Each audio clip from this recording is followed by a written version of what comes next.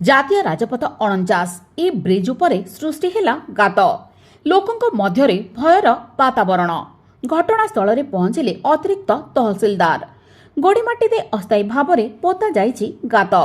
ଝାରସୁଗୁଡ଼ା ବ୍ରଜରାଜନଗରକୁ ସଂଯୋଗ କରୁଥିବା ବରଘାଟ ଏ ନଦୀ ଉପରେ ଦ୍ୱିତୀୟ ବ୍ରିଜ୍ ନିର୍ମାଣ ନେଇ ଅନେକ ସମୟରେ ଦାବି କରାଯାଉଥିବା ବେଳେ ବର୍ତ୍ତମାନ ରହିଥିବା ବ୍ରିଜ୍କୁ ନେଇ ଲୋକଙ୍କ ମଧ୍ୟରେ ଭୟ ଦେଖାଦେଇଛି।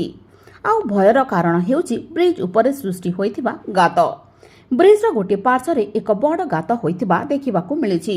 ଅବଶ୍ୟ ଏହି ଘଟଣା ଜଣାଯିବା ପରେ ଅତିରିକ୍ତ ତହସିଲଦାର ଘଟଣାସ୍ଥଳକୁ ପହଞ୍ଚି ଏହି ଗାତକୁ ପଥର, ବାଲି, ମାଟି, ଗୋଡ଼ି ଦେଇ ପୋତା ଯାଇଛି।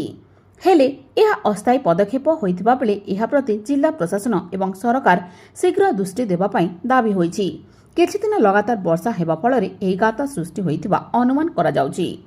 ଯେଉଁ ସ୍ଥାନରେ ଗାତ ହୋଇଛି ସେହି ରାସ୍ତାକୁ ପୋତାଯାଇ ସିଲ୍ କରାଯାଇଛି ଏବଂ ସେହି ରାସ୍ତାରେ କାହାରିକୁ ଯିବା ପାଇଁ ମନା କରାଯାଇଛି। ଏହା ସହିତ ଶୀଘ୍ର ବ୍ରିଜ୍ ନିର୍ମାଣ ପାଇଁ ମଧ୍ୟ ସ୍ଥାନୀୟ ଲୋକେ ଦାବି କରିଛନ୍ତି।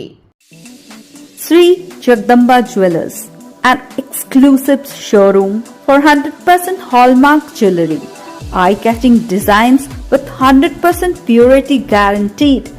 Get attractive discounts on making charges of gold and silver ornaments. Visit our store today. Sri Jagdamba Jewellers, Main Road, Jharsuguda. We are also available for you in Sai Bihar Road, Sundargarh.